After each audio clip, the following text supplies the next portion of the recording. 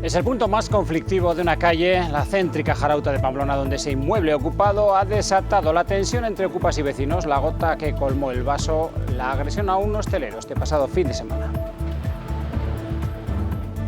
Que se vaya esta gente de aquí, que vivimos muy en paz, en mogollón de años que llevamos viviendo aquí.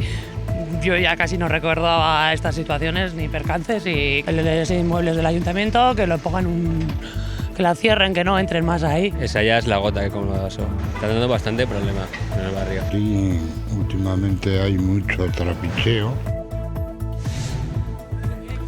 Y en Tudela esta es la imagen del fin de semana, un coche cruzando desde el paso del Keiles a la Plaza de los Fueros, zona peatonal. Su conductor iba drogado y se dio a la fuga hasta que fue interceptado.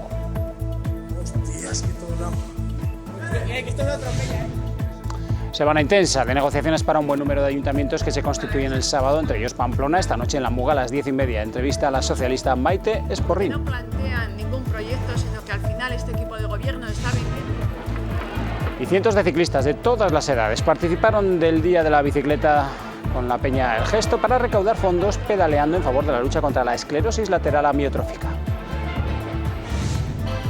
Hoy estamos en Dancharinea, en la frontera navarra con Francia, donde celebran la festividad de Pentecostés. Es un reconocimiento a una tradición que permitía en el franquismo abrir la frontera para que se juntaran familias de uno y otro lado.